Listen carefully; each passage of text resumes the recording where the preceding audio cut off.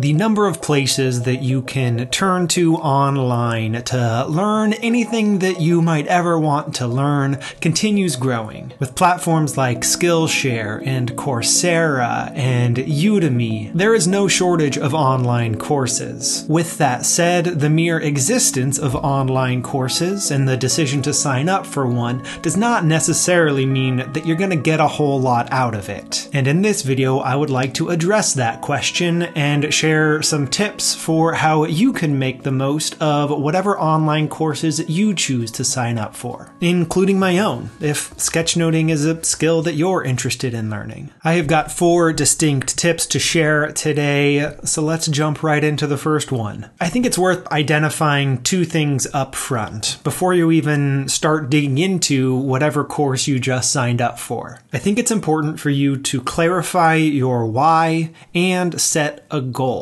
And though those 2 things might sound similar, in my mind they're actually distinct. Think of your why as your compass. It's a more foundational part of who you are, what you're all about, and where you're going in life. And your compass is the thing that helps you continually move in the right direction, the direction that's right for you. So within this context of online learning, you want to make sure to define for yourself why it is you chose to sign up for the particular course that you're about to take on. Why do you want to learn whatever skill that course is teaching? And this is a deeper level why, not a surface level one. So if your first response to that why is something like, well, it'll make me better at my job. Why will it make you better at it? In what way? And why is that even important to you? So spend at least a few minutes, maybe digging a few layers of why deep until you feel like you have a good understanding of why it is that learning this particular thing is important to you and that you can express that why concisely. That becomes your compass. That why is intentionally a little bit deep and might be somewhat long-term, which is why we balance that why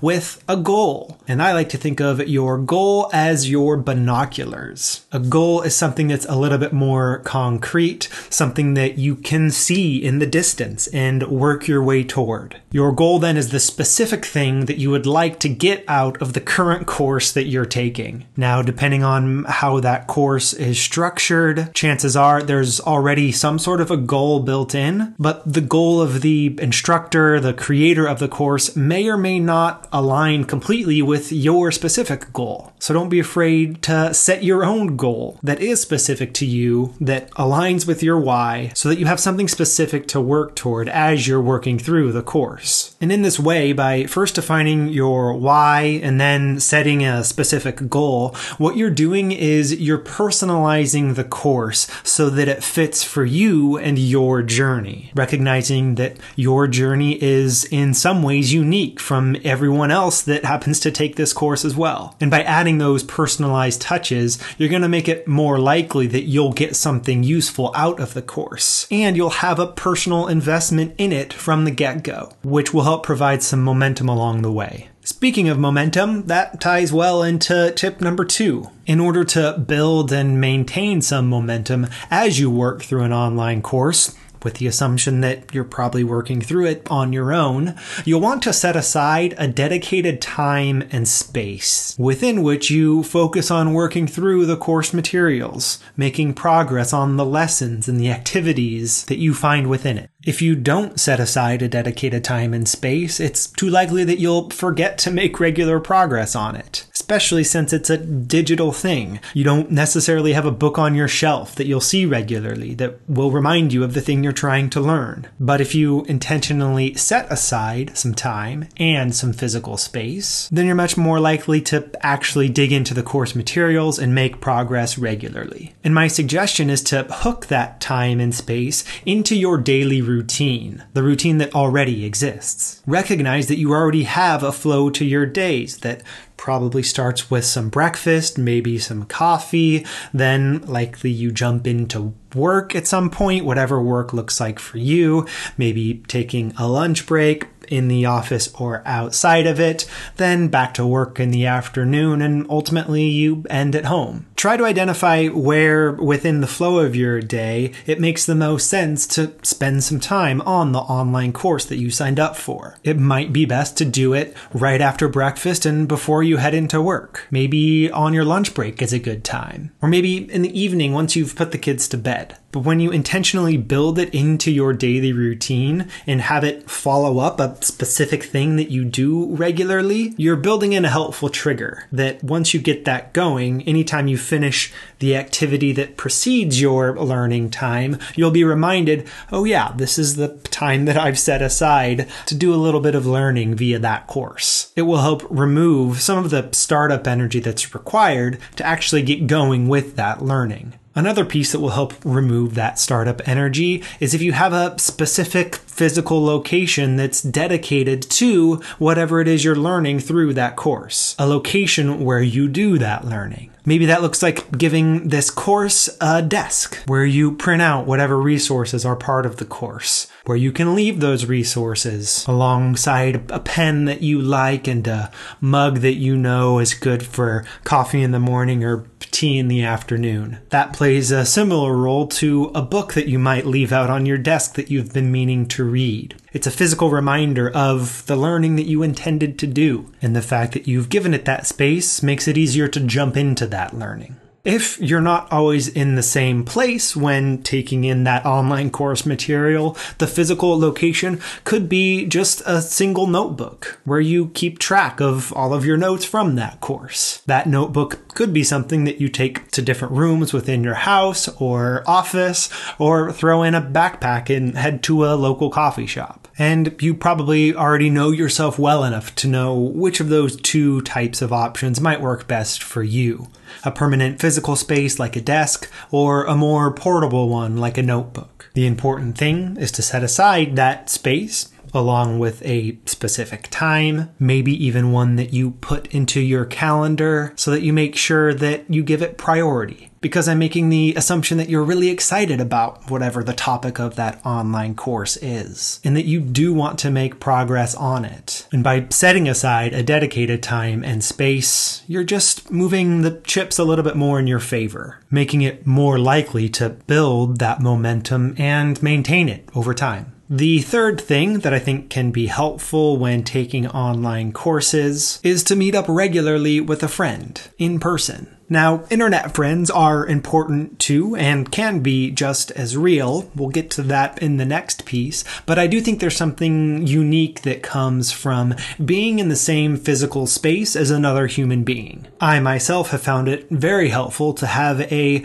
recurring weekly co-working session with my friend Austin, who you've seen in a handful of these verbal to visual videos. And that weekly co-working session plays a couple of roles in my life. On the one hand, there's a level of interpersonal accountability. I have another person that I can check in with every week and share what progress I made since the last week. And even just knowing that I'm going to have another person to talk to check in with about the particular project that I'm working on, that makes it much more likely that I'll actually make the progress that I want to make. That accountability is more powerful than one when I'm just relying on goals that I set and declare to myself. What those co-working sessions also allow for is collaboration and a cross-pollination of ideas. And what's nice about that is you don't even have to be working through the same course or on the same type of project as the other person that you're meeting up with. In fact, I think there are a lot of benefits for each of you to be working on your own thing,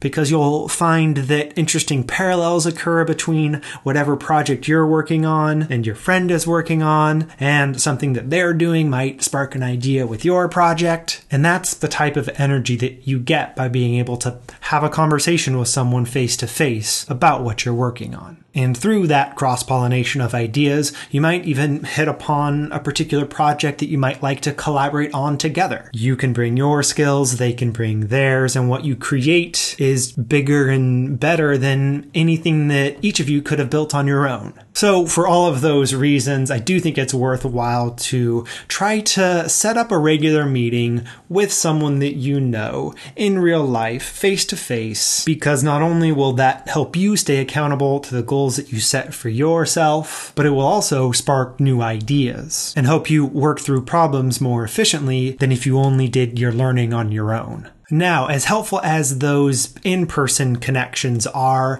I do think there also is a whole lot of value in documenting and publishing what you're learning online too. That relatively simple act of simply sharing what you're learning is actually the whole reason that this project here, Verbal to Visual, even exists. Because before I started this platform where I teach the skill of visual note-taking and share ways that it can be used, I started a blog called The Graphic Recorder, where I simply shared every sketch note that I took and the things that I was doing to improve my own skills. And by sharing that journey on a blog and connecting with others via platforms like Facebook and Twitter, Instagram, and YouTube, what that was doing was getting some helpful feedback loops in place. Feedback loops that helped me to actually learn more efficiently because other folks were there cheering me on and suggesting another author that I should look at, or this other website or YouTuber that might help me along with my own journey. And knowing that those people were out there and wanting to be a part of that community and